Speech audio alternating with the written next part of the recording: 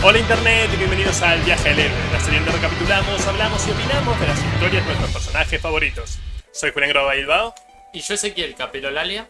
Y bienvenidos al primer video del año donde terminamos al inmortal Dr. Fate. Igual que el anterior, esta es una compilación de las historias suplementarias de la serie de Flash de 1982. Esta vez Steve Gerber acompaña a Martin Pasco como escritor, Kirk Giffen en los dibujos y Larry Masted en la tinta, pero Tatiana Wood toma el color y Adam Kubert la letra. Hay que hacer una mención especial para el letrista de esta historia, especialmente porque es muy multifacético. Va a terminar siendo escritor, ilustrador, dibujante, entintador. Además de que viene de una familia de un nombre muy grande. Su padre es uno de los maestros de la tinta, Joe Kubert, y su hermano Andy Kubert va a ser uno de los artistas con más trabajos en la editorial.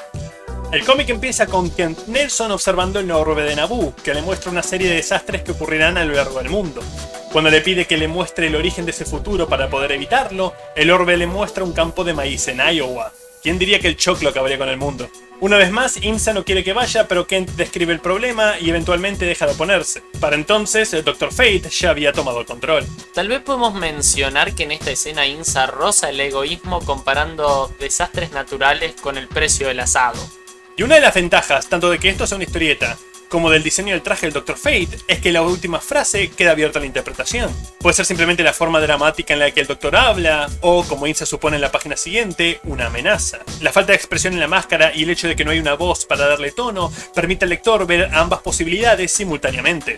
El vaivén emocional de INSA en la situación vuelve a aparecer. Ella intenta recordar que Kent la ama y que Fate no es una amenaza. Esta vez por lo menos es mencionado el hecho de que supuestamente ella ya aprendió a convivir con esto.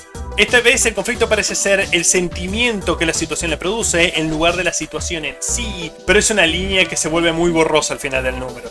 Vamos con Ben Copeland, el director del museo al que Kent fue contratado al final del número anterior. Este descubrió que dicho arqueólogo dirigió una excavación hace 20 años y atrae su atención a que físicamente no aparenta tal edad. Su secretaria le dice que se preocupa mucho por la edad y Copeland le pide que se retire ante el comentario. De vuelta con el Dr. Fate, él analiza el campo en busca de anomalías y su energía es atraída a un único grano de una única mazorca. En lugar del semi-cuadradito amarillo, hay un pequeño rubí que al parecer está nutriéndose del suelo y transformándolo en algo. En el momento que intenta averiguar más, hay una erupción de poder que repele al superhéroe. Cuando el doctor se recupera el impacto, se encuentra con el dueño de la granja, que lo acusa de estar con el gobierno e interferir en sus precios. La identidad del granjero va a volver este diálogo aún más bizarro. Que supongo que uno ya puede inferir que hay algo extraño con la situación cuando al hombre no le parece extraño que su maíz acaba de escupir fuego.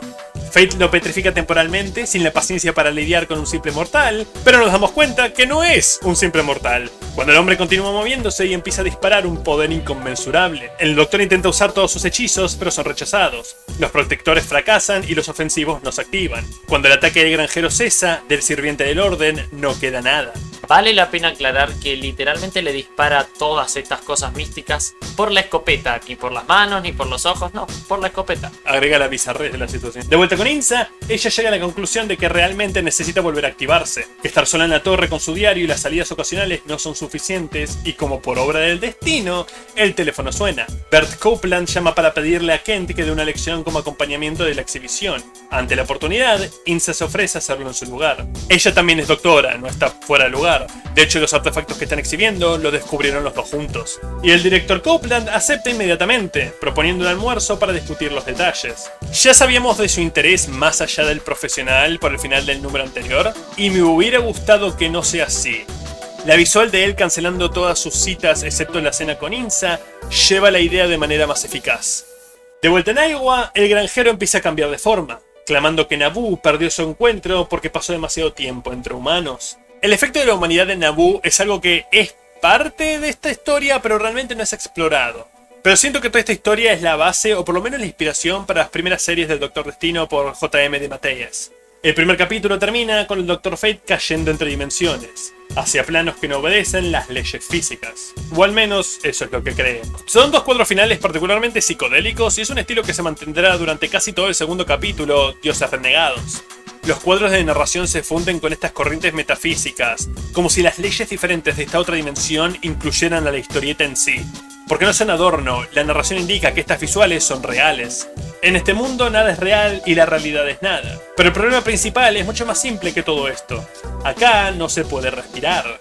El Dr. Fate es increíblemente poderoso como ya he demostrado en esta miniserie, pero para balancear su debilidad es bastante simple. El cuerpo que posee es humano. Si se lo agarra desprevenido, una bala o un cuchillo puede hacerle tanto daño como cualquiera. Claro que usualmente se protege con hechizos, pero es difícil lanzar uno cuando no tenés oxígeno.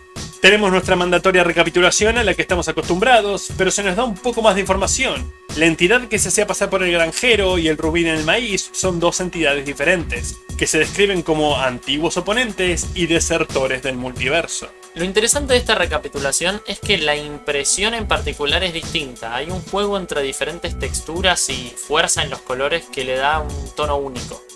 Lo otro que vale la pena destacar es que en este cuadro en particular, como está dibujado todo como una mancha, si se ve en grande puede ser un poco confuso y es algo que se va a volver a repetir en otro momento pero con otro estilo.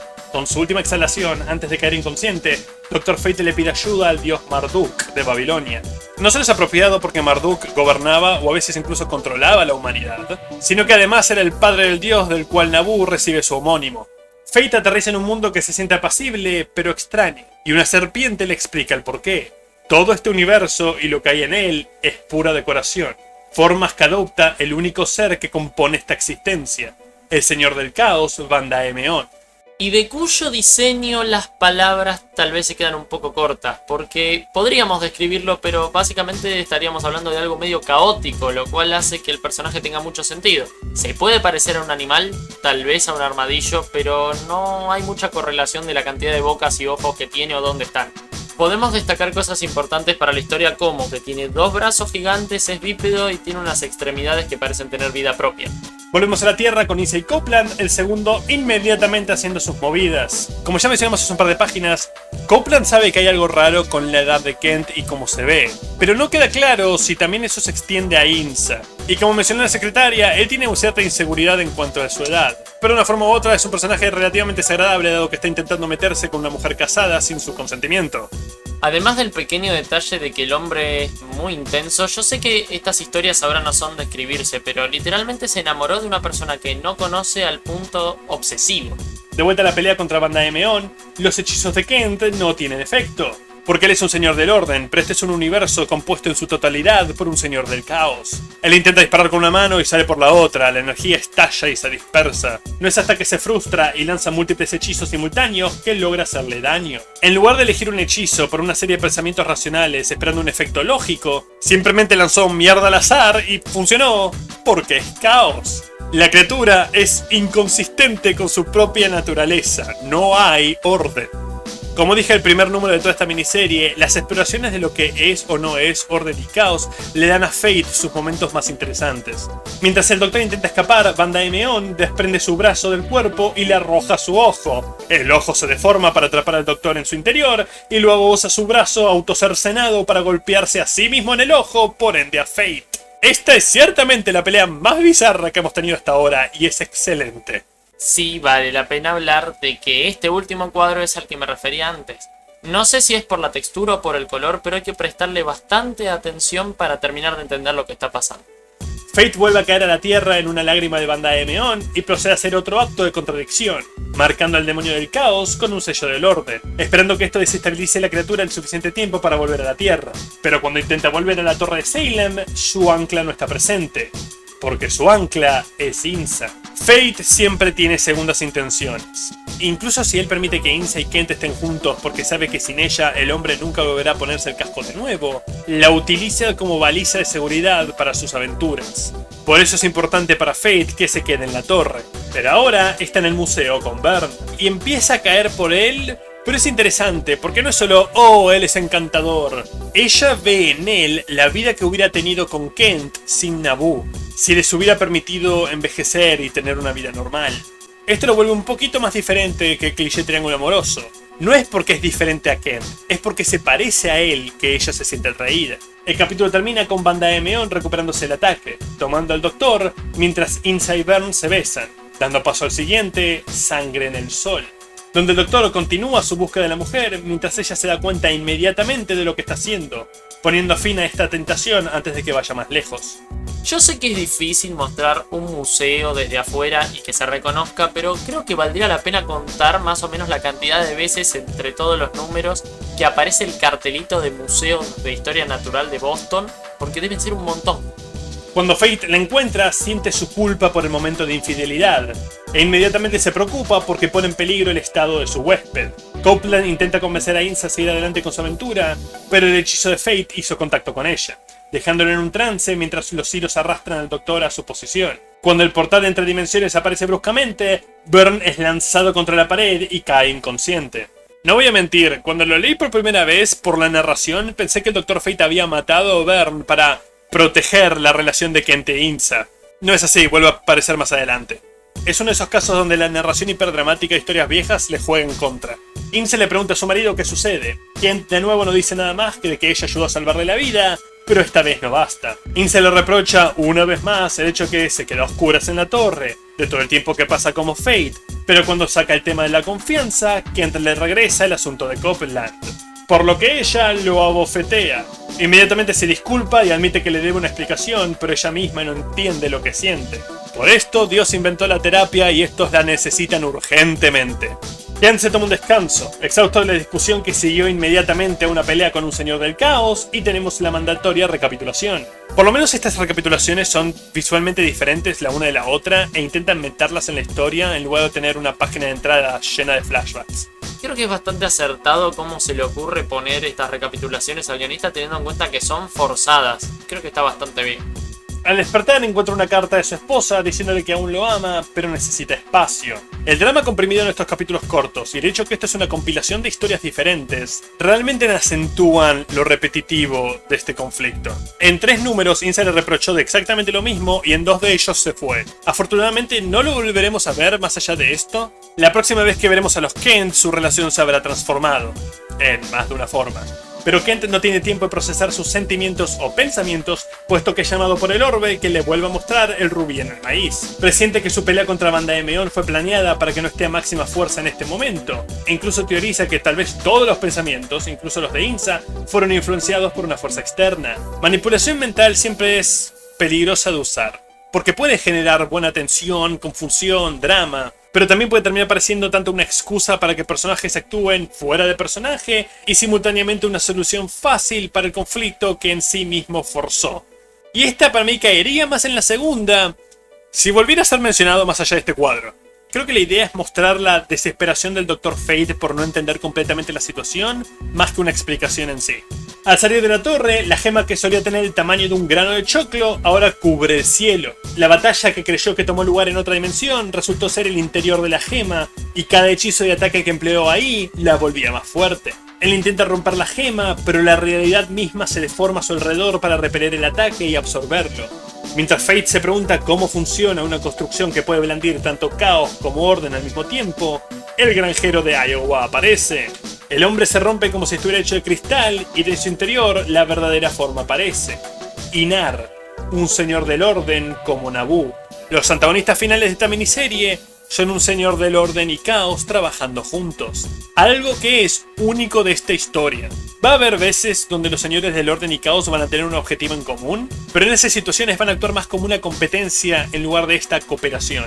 Y me gustaría que no se lo hubieran guardado como giro final y verdaderamente explorar la relación de estos dos, porque por ejemplo a partir de ahora Banda Emeon ya no tiene líneas de diálogo. El último capítulo, Testamento Carmesí, comienza con los destructivos efectos de los poderes de los señores renegados. El paisaje se distorsiona y las personas son transformadas en estas columnas vivientes de sufrimiento. Volvimos al horror. Inar explica sus motivaciones. Tanto él como Banda Emeon se cansaron de una guerra que no puede tener un ganador. Los otros señores se opusieron, pero no podían interferir sin alterar el balance. Tenían miedo que prescindir de otra gente para detener a sus respectivos desertores debilitaría sus bandos. Dejar de pelear contra su oponente natural hubiera sido ir en contra de su naturaleza. Posible, como estos dos demuestran, pero difícil. Con sus poderes combinados, más lo que le robaron al Dr. Fate, terminó la guerra, ganada por los desertores. Tenemos nuestra última recapitulación, que termina con Ince reuniéndose con el Doctor. Ella volvió lo más rápido posible cuando el mundo empezó a deshacerse, queriendo volver a ver a Kent una última vez. Entonces el Doctor la tira contra la pared, dándose cuenta que todo lo que ha tocado se ha mantenido intacto. Él, ella, la torre.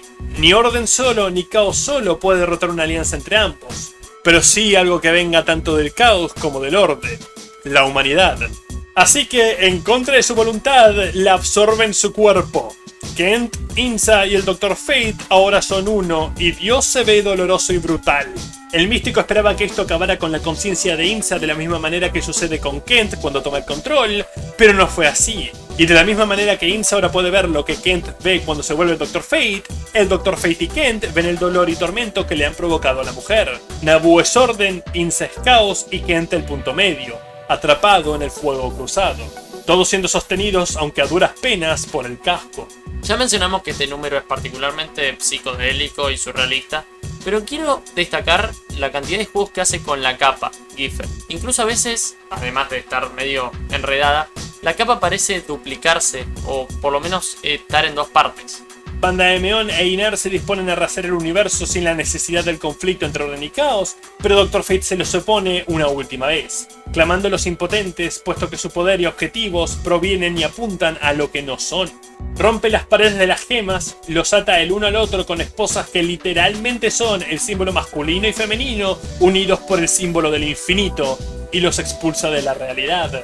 Sin las manipulaciones de los señores intentando reformarlo, el mundo regresa a su estado natural, y el Dr. Fate se quita el casco antes de estallar por las tensiones. En el Museo de Boston, Byrne despierta, no recordando nada más allá del almuerzo con Ince, y nunca más lo volvemos a ver en ninguna otra historieta. Simultáneamente despiertan nuestros protagonistas, ahora ambos teniendo una mejor comprensión de lo que siente el otro.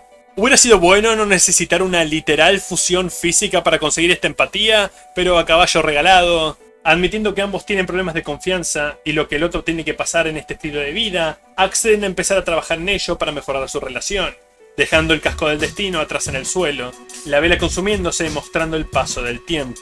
Esto podría simbolizar que Kent dejó atrás al Dr. Fate para enfocarse en su relación con Inza, lo cual estaría sustentado por otras historias, pero llegaremos a ellas cuando hablemos de All Star Squadron. Por ahora, terminemos el número. El cómic está bueno, aunque es algo confuso, intenté aclararlo lo mejor que pude. Pero como caos y orden son conceptos con múltiples interpretaciones, y estos seres las representan en su totalidad, las reglas parecen cambiar cuando en realidad son diferentes puntos de vista de la misma idea. Igual que todos los números de esta miniserie, sus problemas vienen de ser una compilación de historias cortas. Respecto a lo visual, ya estuvimos hablando bastante durante el número, pero a mí me gusta mucho. Creo que el trabajo es muy sólido, tanto el lápiz, la tinta y el color, propone cosas muy originales. Creo que se divirtieron bastante haciéndolo. Yo particularmente creo que pondría este número lo más alto visualmente hasta ahora de lo que vimos en Dr. Fate. Con eso, tengan un feliz año. Y nos vemos la semana que viene para que puede ser la primera historia en este canal que no es de nuestro gusto. Con Batman Año 2, donde daremos nuestro siguiente paso en el viaje del héroe. Hasta entonces. ¡Hey! Si te quedaste hasta el final, probablemente te haya gustado nuestro contenido o realmente lo odiaste. En cualquier caso, por favor considera suscribirte o al menos darle un me gusta. Esos 2 clics ayudan más de lo que pueden imaginar. Si les gustó la historia, por favor consideren comprarla y apoyar el noveno arte que nos dio tantos maravillosos personajes. A su izquierda hay una lista de reproducción con más capítulos de este personaje y a su derecha de uno diferente. Por favor consideren entrar en esa madriguera con nosotros y vuélvanse expertos en las historias que amamos. Hasta la próxima.